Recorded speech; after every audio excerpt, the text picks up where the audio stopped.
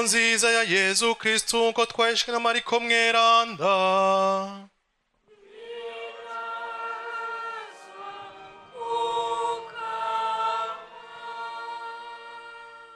Abasadusayo bamwe bagira ngo ntazuka ry'abapfuye ririho.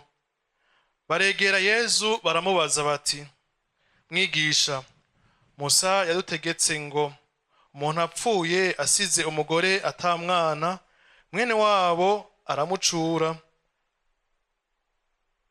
abagororeye uruvyaro mwene wabo. Habaye rero abahungu indwi bavukana. Uwa mbere yari yubatse apfa adasize imbuto. Uwa kabiri acura wa mupfakazi, apfa nawe atambuto. Uwa gatatu kuba kwa kundi ntihagira n'umwe muri bamwe indwi asiga umwana. Hanyuma ya bose wa mugore nawe arapfa. None kwizuka nibazuka azoba uwuhe ko bamwabiriye bose uko ari ndwi? Yezu arababwira ati, muri bubure guhuba mutazi ivyanditswe mu bitabo vyeranda kandi ntimumenye n'ububasha bw'Imana. Abapfuye bamaze kuzuka ntibazoba bacabira canke bacabirwa, bazomera nk'abamarayika mw'ijuru. Navyo ivyo kuzuka kw'abapfuye ntimwasomye mu gitabu ca Musa hamwe mu gisaka ukungene Imana yamubariye iti, ndi Imana ya Ibrahimu, Imana ya Izahake, n'Imana ya Yakobo. Si Imana y'abapfuye, ni Imana y'abazima. Ukuri kubasigiye kure. Iryo ni ijambo ry'Umukama.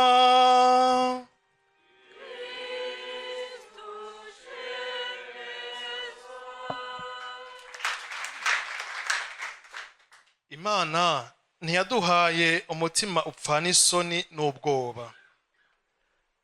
Bakunzi b'Imana, rino jambo niryo ryatumye kandi Pawulo agira ati, jewe Pawulo umutumwa wa Kristu nk'uko Imana yabishatse, ngo menyeshe ubuzima twaganiwe muri Kristu Yezu. Ndakwandikiye mwananje nkunda cane Timote. Jewe Pawulo umutumwa wa Kristu Yezu. Wewe nawe urinde? Wogira gute? Jewe naka okwande, jewe naka nde? Muri kano kanya wovuga ngo iki nka Pawulo mweranda? Ubwo havuga nka Pawulo mweranda ati, jewe Pawulo umutumwa wa Kristu Yezu. Ubwo ntihari gihe tugira isoni ryo kuvuga ico turi. Mon identité ni yihe? Karanga muntu yanje ni yihe? Hariho abagira bati, jewe ndiyemera. None wewe uriyemera? Uriyemera icuri uragishingira intahe?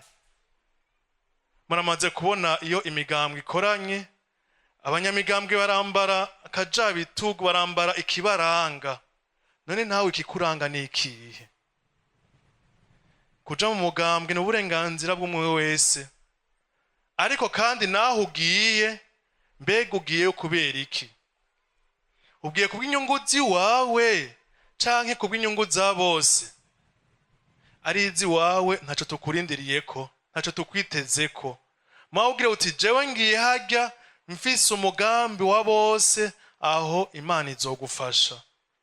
Naco gituma naho uri ugira uti, jewe naka umutumwa wa Kristu Yezu. Jewe mu kazi kanje umutumwa wa Kristu Yezu, sinemeye ibi, ndahakanye ibi.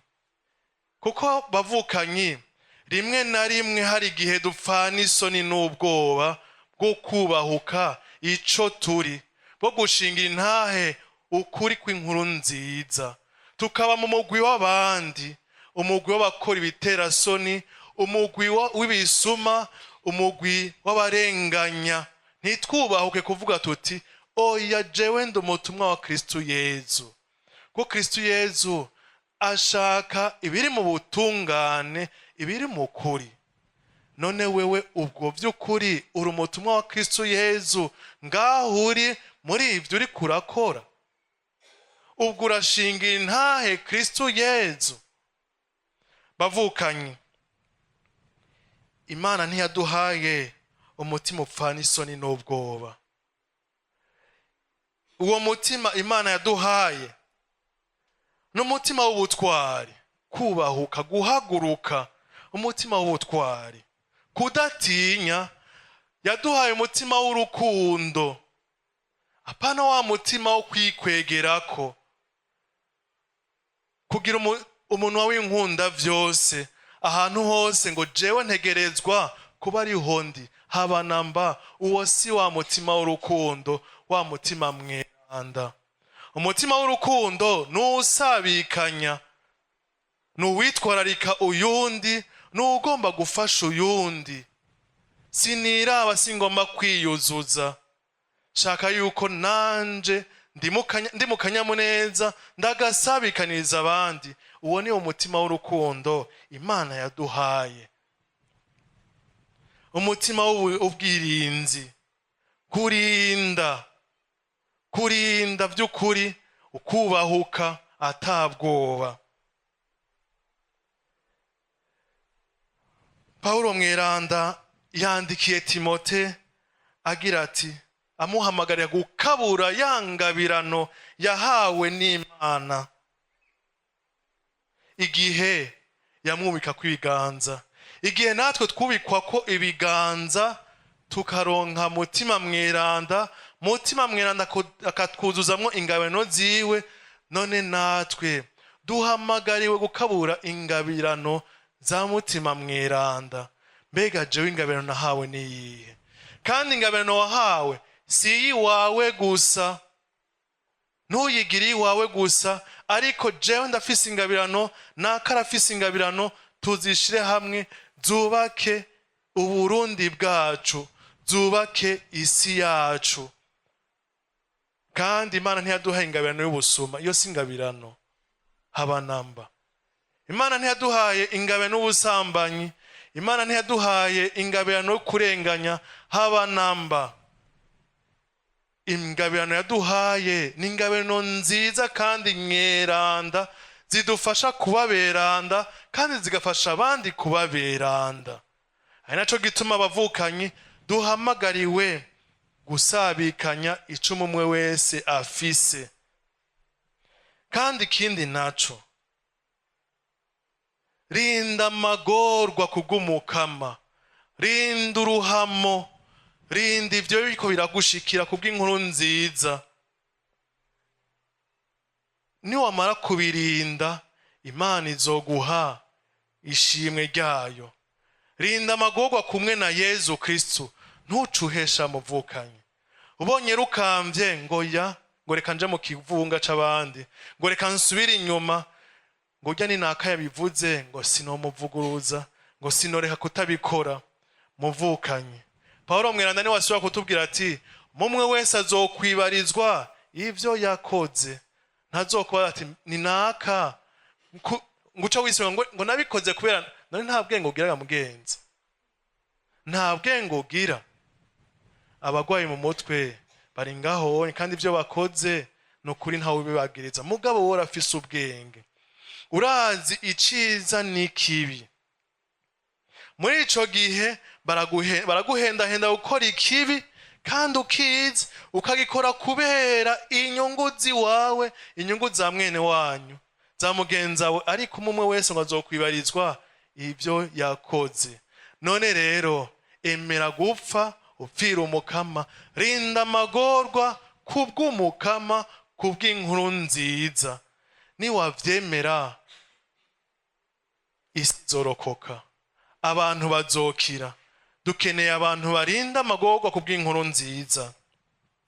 Twame twibuka rero ntaryo yuko mutima mweranda twahawe ari mutima wo guhaguruka, mutima w'ubukomezi, mutima tumurikira mu buzima bwacu bwa misi yose. Ahandi ho tuzogumana vya vyipfuzo vy'umubiri.